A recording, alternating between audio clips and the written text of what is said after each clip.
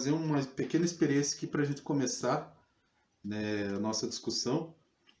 E é uma experiência aí que vai ilustrar os dois autores que nós vamos discutir aí. Primeiro um vídeo, eu acho que vai ser um autor, depois no outro eu vou falar de um outro autor. Mas essa experiência compõe justamente a teoria dos dois autores. Então, primeira experiência aqui é a questão que eu queria, né, queria que vocês observassem essa figura aqui, é um triângulo, vejam só, uma figura geométrica triângulo. Gostaria que vocês observassem esse quadrado, mais uma figura aí, né? Observasse o quadrado. E aqui, né, algo parecido com um círculo, né? São três figuras geométricas. Então, vocês observaram aí, né? Primeiro eu apresentei um triângulo, né? Depois um quadrado e por último um círculo, né? Então, vamos fazer aqui agora a experiência. O Heráclito vai ser o autor que vai estar defendendo como o processo, né, o elemento transformador da natureza, o fogo. Então, eu vou utilizar o fogo aqui, ó. A primeira figura que eu estou passando por elemento transformador, vejam que o fogo ele se movimenta. É o triângulo. O triângulo, então, já está se transformando. O quadrado, que foi a segunda figura que eu apresentei para vocês, agora o quadrado está passando pelo processo de transformação que o fogo, né, está propiciando nessa figura. E por último, que eu mostrei para vocês, o círculo. Agora o fogo está transformando o círculo.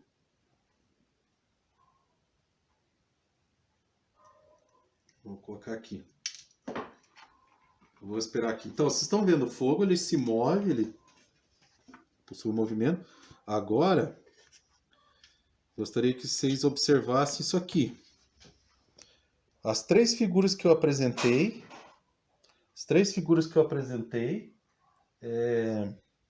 elas não estão mais no formato que eu havia mostrado para vocês, né? Aqui agora a gente percebe um outro formato, ó, a gente não vê aqui. Mas se eu perguntar para vocês o que eu mostrei para vocês, vocês vão saber. Ah, foi um triângulo, um quadrado e um círculo. Né? As figuras elas não existem mais. Mas vocês sabem que a figura triângulo foi mostrada, que a figura quadrado foi mostrada e que a figura círculo foi mostrada. Então, o que eu quero ilustrar com isso aqui? Né? O Heráclito, em resumo, né, e esse é um resumo de tudo que nós vamos estar discutindo, Heráclito vai estar falando do movimento que existe na realidade natural e é um movimento que transforma as coisas. E o Parmênides vai dizer que esse movimento não é a realidade, não é a verdade, mas sim o ser, algo fixo e imóvel. Então nós vamos estar discutindo a partir dessa experiência.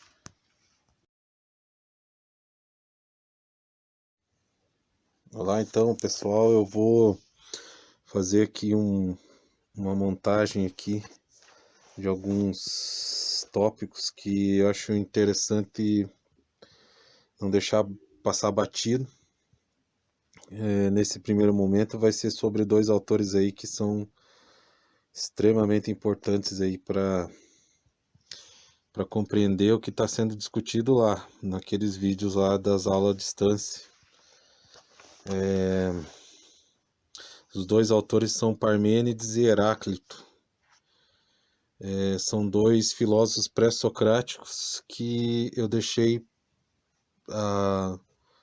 de uma maneira assim para tratar eles de forma particular, porque são dois autores assim extremamente importantes aí para a discussão, né, filosófica, porque vai haver um problema filosófico a partir da discussão desses autores, e esse problema filosófico ele persiste até os dias de hoje e ele moveu bastante discussão, né, na história e na tradição da filosofia, né?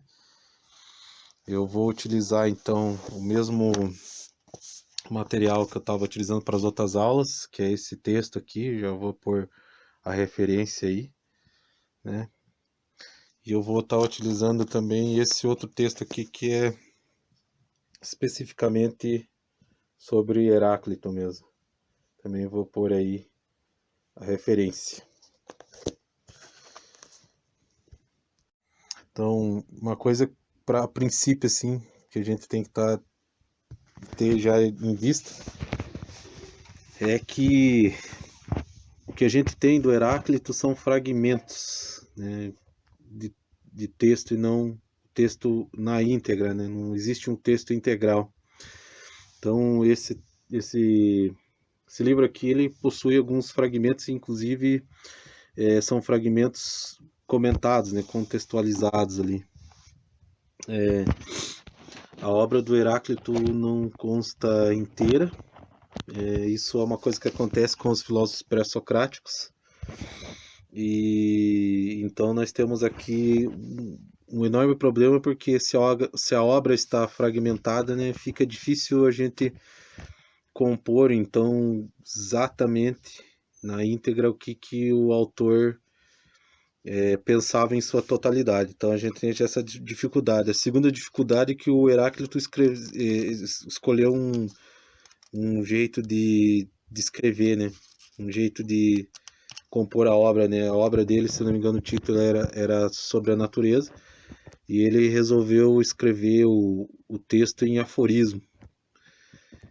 Devido até à personalidade desse filósofo, né? O Heráclito era um filósofo assim tinha um temperamento bem, né, o que a tradição filosófica discute, que ele tinha um temperamento bem complicado, assim, bem complexo. Ele era um cara que era meio obscuro, assim, um cara meio fechado, um cara que não participava e achava inútil a vida pública, achava inútil as pessoas da cidade dele. Então Heráclito é da cidade de Éfeso.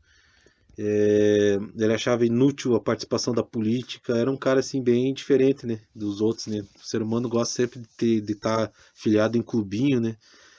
Fazer parte de um grupo, fazer parte de um clubinho, assim, sabe? Sempre estar junto, assim, em grupos, né? E o Heráclito era um cara que detestava grupo. E então, segundo o que diz lógico que ele tinha o grupo dele, né? E os seguidores dele, né? Mas o que a tradição filosófica diz, que ele resolveu escrever em aforismo o texto dele para que somente os sábios e os inteligentes entendessem o que ele escrevia.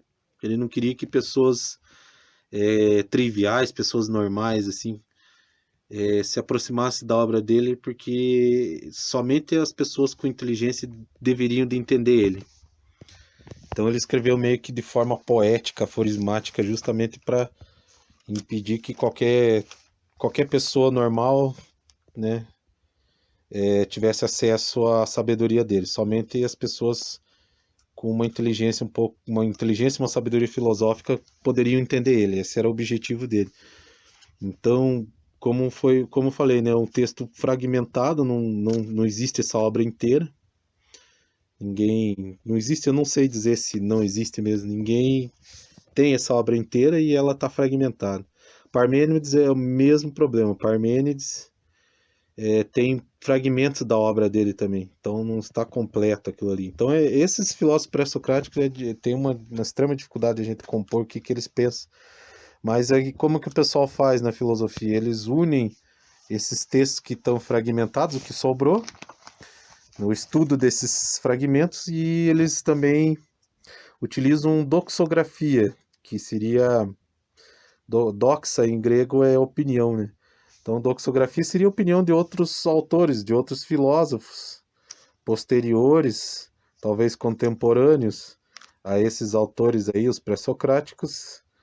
Esses né, autores posteriores ou contemporâneos teceram opiniões a respeito desses pensadores. E aí, com o auxílio, então, da doxografia dessas opiniões, a gente tenta compor mais ou menos o que esses autores pensaram. É assim que a gente estuda os pré-socráticos, é um jeito de estudar eles. Então, você vê os fragmentos do autor e lê também as opiniões, por exemplo, do que o Aristóteles dizia desse autor, o que o Platão dizia, né? São autores que vêm depois deles, né? E aí você tenta traçar uma linha de raciocínio ali a partir do que do que está sendo exposto pela opinião e o que tem ali no fragmento. E aí você, né, olha, talvez seja isso que esse cara tenha dito. Então, essa é uma dificuldade de se ler o Heráclito. Mas eu digo para vocês aí que estão acompanhando, né, se tem alguém que está acompanhando, né, esses vídeos selvagens aí, é que se a gente quer entender filosofia platônica, se a gente quer entender filosofia aristotélica, se a gente quer entender Sócrates, se a gente quer entender os sofistas, se a gente quer entender filosofia moderna, Descartes, enfim, né, toda essa discussão, quem gosta do Nietzsche lá tem uma admiração pela filosofia nietzschiana, se você quer entender esse pessoal, você tem que pelo menos ter uma noção do que acontece entre Heráclito e Parmênides. Essa é uma coisa assim central. Não que Tales não tenha importância, não que os outros não tenham importância, né? Mas entender, ou pelo menos ter uma noção do que acontece entre a filosofia de Heráclito e de Parmênides é de suma importância para a gente poder caminhar adiante. Então tem essa grande complicação. Então a gente vai direto ao ponto agora, né? Bom, de forma resumida, eu vou falar um pouco de cada tópico aqui, daí eu vou aprofundar o que eu escolhi mesmo. É dito que então Heráclito ele afirmava uma espécie de unidade fundamental de todas as coisas. Existe então um conceito que o pessoal chama de uno, né? Tudo então tem uma espécie de cerne, né? A questão da união um fundamental de todas as coisas, né? Eu não vou entrar no detalhe nisso aqui, porque senão a gente vai se aprofundar demais. Eu quero pegar os tópicos que daí vai interessar pra gente. Não que isso não seja importante, mas que vai interessar para como foi dito, né? A gente compreender depois, né? A situação que vai vir depois ali. Dizem também que o Heráclito, ele defendia que existe um logos, né? Que é uma espécie de inteligência divina que governa toda a realidade, né? Poderia resumir isso aí como uma ideia de uma inteligência divina que está por trás de tudo na natureza, né? Então, o Heráclito defendia essa ideia de que existe, então, um logos, né? Logos, uma palavra grega que também tem o sentido de razão, né? De inteligência, né? Então, o Heráclito acreditava que existisse logos, né? Que, de certa maneira, existe uma inteligência, né? Uma racionalidade divina por tudo que está, por trás de tudo que está na natureza, né? Nada é por acaso na natureza, né? Tudo tem uma razão, né? Daí os tópicos que me interessam primeiro, então, é a questão do fogo, né? Como gerador do processo cósmico. Eu vou pegar um aforismo aqui e aí a gente vai dar uma olhadinha. O grande problema aqui envolve então a filosofia primeiro de Heráclito, né? Então Heráclito vai estar primeiro que a gente já começa pela ideia do elemento, né? O elemento que é a causa, né, de todas as coisas, né, nesse universo, né? O Heráclito ele vai dizer que o elemento é o fogo. O aforismo aqui é o aforismo número 30, que ele vai estar falando assim, isso é o próprio Heráclito falando, né? Então abre aspas, né? Este mundo é igual para todos, nenhum dos deuses e nenhum dos homens o fez. Sempre foi, e é e será um fogo eterno vivo, acendendo-se e apagando-se conforme a medida. Então aqui Heráclito está colocando que o elemento, né? O elemento por trás da origem do cosmos ou por trás da origem do mundo seria o fogo, né? Então, como foi colocado naquele primeiro vídeo lá, então seria o fogo, né? Daí um segundo aforismo aqui, aforismo número 31, ele fala assim, ó, abre aspas, né? As transformações do fogo, né? Primeiro o mar, e a metade do mar é terra, a outra metade um vento quente, a terra dilui-se em mar, e esta recebe sua medida segundo a mesma lei, tal como era antes de se tornar terra. Então, como o fogo, ele, segundo Heráclito, se transforma nas coisas, né? Nessas coisas, né? Então é a visão desse autor, né? A gente viu um defende a água, outro defende a terra, outro defende o ar. Então o Heráclito é o autor que vai estar defendendo o fogo como elemento, né? Eu não vou também aprofundar muito porque eu quero pegar dois tópicos que é esses que geram grande pepino na filosofia, que é o tópico do movimento, né? E aí o tópico que depois eu vou estar falando lá em Parmênides, a questão do imóvel, do fixo, né? Porque aqui nós vamos entrar no problema da verdade. E aqui envolve até a questão ética, né? Tem a discussão sobre teoria do conhecimento, né? Quando a gente fala do problema da verdade, mas também a gente viu que a gente pode levar o problema da verdade até para a questão de Sócrates e sofistas ali e a questão ética também. Então nós vamos entrar no problema do movimento. Eu vou selecionar aqui então o aforismo, né?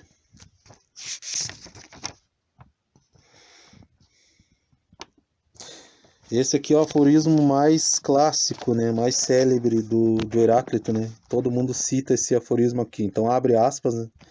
Para os que entram nos mesmos rios correm outras e novas águas, mas também almas são exaladas do úmido, né? Então o Heráclito, ele diz ali, ele faz uma metáfora, né? Ele diz assim, né? Que a pessoa que entra num rio, e o rio está no fluxo, né? Esse rio, quando a pessoa entra e se molha nesse rio, a água que molhou essa pessoa, ela vai embora, ela segue o fluxo, né? O rio segue o fluxo dele. Essa água então molha a pessoa. Essa água que molhou a pessoa naquele momento que ela entrou no rio, ela foi embora. Ela não volta a molhar essa pessoa. Sempre existe uma nova água, né? Um novo fluxo, né? Molhando a pessoa. Então, o que o Heráclito quer dizer com isso? Que na natureza existe, né, um movimento em forma de um eterno fluxo. Na natureza nada é eterno, tudo é móvel, né? Isso aí ele está falando da realidade. Não é bem... Lógico, né, que o fogo ele também representa o movimento, né? Como um elemento causa do universo. Mas não é o movimento a causa, né, do cosmos, porque o elemento é a causa do cosmos. Mas o fogo, e acho que o Heráclito deve ter escolhido isso, justamente porque o fogo é uma coisa que representa bem esse movimento na natureza. O Heráclito era um filósofo que ele acreditava que a natureza estava em um perpétuo movimento. Então, na natureza, tudo se transforma, tudo se movimenta, nada permanece fixo, né? Uma coisa é e não é, né? Aí a gente entra no problema do ser e não ser lá, que o pessoal fala, né? Tem na poesia do Hamlet lá, ser, não ser, eis a questão, né? Então, ser e não ser, mesmo para Heráclito, né? Ao mesmo tempo que você é algo, você não é mais, porque você está em eterna transformação. Eu vou mostrar vou dar um exemplo agora aqui, para vocês verem como nós, seres humanos, também estamos em transformação, né? O próprio ser humano participa desse movimento que o Heráclito diz que ocorre na realidade, né, da natureza, né? Eu vou mostrar o exemplo, então vamos dar uma olhada. Bom, estou aqui então na minha humilde sala. Convido vocês para fazer uma experiência aqui que é bem típica assim de pessoas idosas. As pessoas idosas, o avô, a avó gosta muito disso, né? Pai e a mãe às vezes, né? Quem guarda isso, né? Que é uma coisa que vem se perdendo assim, né? Ultimamente assim a gente tá perdendo essa tradição. Eu acho isso até triste porque, né, parece que a história não é uma coisa importante, né? A memória parece que não é importante para o povo brasileiro, sabe? Isso me entristece, porque história e memória é uma coisa assim extremamente importante, inclusive para o futuro. para as pessoas do futuro, porque negar a história e negar a memória é negar uma parte da própria essência humana. Então, uma coisa assim que não acontece muito. Antigamente as pessoas tinham bastante isso, né? Álbum de foto. Então, para mostrar aqui através das fotos, para a gente exemplificar como todos estão sujeitos à mudança na natureza, né? Como o Heráclito fala, né? Tudo muda, nada permanece igual. Por incrível que pareça, não sei se vai dar para visualizar bem aí. Isso aqui sou eu. Quando eu era nenê. Mas que coisa! Quando eu era nenê, eu já tinha até um moicano, ó. Eu acho que eu já nasci Punk. com o problema já do punk, já mesmo. Porque, olha só, por incrível que pareça, eu já tinha um moicano, não sei se fizeram isso aí. Então, isso aqui era eu, acho que por volta dos 2 anos, quase 3, não, 2 anos, quase 3 anos. Estava lá eu em algum lugar de Araucária, desse jeito. Daí, alguns anos depois, tiraram mais uma foto minha. Acho que quase que meio que perto, mas aqui já era tava um pouco cabeludo já. Talvez aqui eu tivesse com 2 anos e lá eu tivesse com 1 ano mesmo. Então, mas que coisa. Então esse aqui é eu, ó. Veja como. Pega lá outra foto e mostra lá. Veja como mudou. Aqui eu tava moicano, né? Que eu tinha cabelo moicano, tava na onda do punk rock. Aí aqui eu já tava meio cabeludo, ó. Já tinha mudado um pouco, já tava até de macacão, então sei lá, né? Anos 80, acho que eu já tava na fase do heavy metal. Então eu já tava mais cabeludo, veja como mudou, né? A cara nunca mudou, né? Sempre foi essa cara esquisita aí. Aí um pouquinho mais, acho que aqui por volta dos, sei lá, dos 8, 9 anos, aí eu já tava desse jeito aqui, ó. Ai, que Veja como a gente muda bastante, né? Então ainda acho que aqui eu era feliz ainda. Tava lá no McDonald's tirando foto, veja só. E comendo, né? Então veja só como muda. Aí quando a gente sempre chega na fase da adolescência. Todo mundo passa por essa fase, né? Aqui então acho que eu devia de ter. aí. Eu devia de ter uns. Eu acho que eu tinha uns 13, 14 anos aqui. Né? Uma coisa bem bizarra, né? Vejam só como a gente muda Ah, era lindo. bastante, né? Veja só como é a transformação, né, na natureza, né? Aí a gente tem sempre aquela fase mais bizarra de todas, né? Essa E aqui foi. aí eu tava aqui, eu acho que com 18, 17 anos e tava nessa situação aqui. Veja só como a gente muda, né? Essa é foda. Aí aqui eu já tava por volta dos meus 20 anos e veja só, e aqui eu era magro ainda. Deixa eu ver se focaliza aqui, não tá focalizando, né? Aí, ó. Então aqui eu era magro ainda, fazia esporte, aqui eu tava treinando Aikido. Esse aqui do canto, faixa azul, era meu irmão. É meu irmão, né? Meu irmão é mais velho, né? Esse do meio é o nosso sensei, né? Dei muita risada aqui, tá saindo. O sensei aqui que dava aula pra nós, né? Sensei Gilberto, uma ótima pessoa. Tenho saudades dessa época. E aqui era eu na época que eu treinava. Então eu tinha saúde aqui. É uma pessoa que era bem magra, né? Porque fazia esporte, né? Então, esse aqui é eu por volta dos 20. Aqui eu tinha 23 anos aqui. 23, 24 eu tinha aqui. Era bem magro. Agora eu tô assim, ó. Veja a situação. Tudo esgualepado, gordo, inchado. Veja como a gente muda bastante, né? Passa o tempo, a gente muda bastante. Todo mundo tá sujeito a essa mudança, né? Eu tenho aqui a patroa. A patroa tá aqui, ó. Aí, né, pra vocês verem que todo mundo passa por essa mudança. Eu tenho aqui fotos da patroa quando ela era nenê. Ai, só lascou. A patroa era assim, ó. Quando ela era nenê. Olha aí, Depois, quando a Vampara. patroa estava lá na quinta, quarta série da escolinha, a patroa era assim, ó. Desse jeito. Tinha o cabelo loiro. Saudade do loiro. A patroa era assim. Agora a patroa está assim, ó. Veja assim como a gente muda. Para finalizar daí, esse movimento, segundo o Heráclito, esse movimento ele se processa através de forças contrárias. Então, o movimento na natureza ele se processa, ele se faz a partir do quê? A partir de forças contrárias, né? Então, os contrários, quando eles se relacionam, eles causam movimento. Então, guerra e paz causam movimento. A relação entre a guerra e a paz causa movimento. A relação entre o amor e o ódio causa movimento. A relação entre o escuro e o claro. E a gente vê aqui perfeitamente, ó. Eu tenho ali, ó, justamente a relação de coisas contrárias. Eu tenho a claridade lá, ó, iluminando aquela parede, e ao mesmo tempo eu tenho o escuro ali, ó.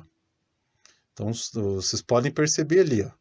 Tem o escuro aqui, né, a sombra lá, e aqui a claridade. Existe uma relação de coisas contrárias acontecendo aqui exatamente agora. Ó.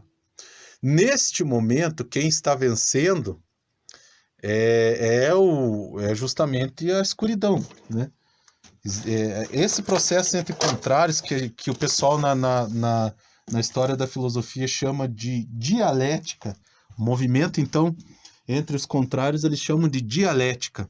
Esse movimento aqui, neste exato momento, que agora é noite, quem vence esse movimento é a escuridão. Por quê?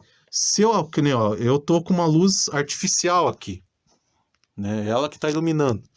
Então, a luta aqui entre a claridade e a escuridão está acontecendo, mas neste momento a escuridão vence, porque ó, se eu apagar a fonte de luz, veja só, a escuridão prevalece, ó, dá para ver que a escuridão prevalece ali, né? Então, quem vence nesse momento essa luta entre contrários, essa relação entre contrários que a gente chama de dialética, né? É uma palavra que foi colocada para explicar esse movimento que o Heráclito coloca para nós. Então, quem vence essa relação entre coisas opostas, contrárias, agora, neste momento, é o escuro. Então, existe o movimento está se processando justamente entre a relação entre essas forças contrárias, e nesse momento, quem vence é o escuro, né? Se eu for fazer o mesmo vídeo durante o dia, vai ser o contrário que vai estar acontecendo.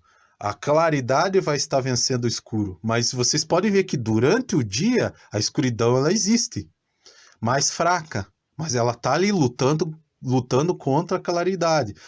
Agora que está noite, o escuro está mais forte e a claridade está mais fraca. Mas a claridade existe ainda, a luz existe. Então, o Heráclito dizia que na natureza existem forças contrárias o tempo todo, uma lutando contra a outra, e essa luta entre essas forças contrárias que a gente encontra na natureza é que causam esse movimento que transforma a natureza, esse movimento de transmutação da natureza. Então, guardem bem esses conceitos, questão do movimento, como que esse movimento se dá, né, que é através dessas forças contrárias, que isso é extremamente importante para entender a filosofia do Heráclito. Então vocês viram como as coisas mudam, né? A gente muda, né? Tudo está em transformação na natureza, então tudo é assim. Segundo Heráclito, né? Heráclito diz que tudo está em transição e eterna transição, nada permanece eterno, né? As coisas se modificam, né? Tudo nasce, cresce e perece, né? Esse foi o cerne do grande problema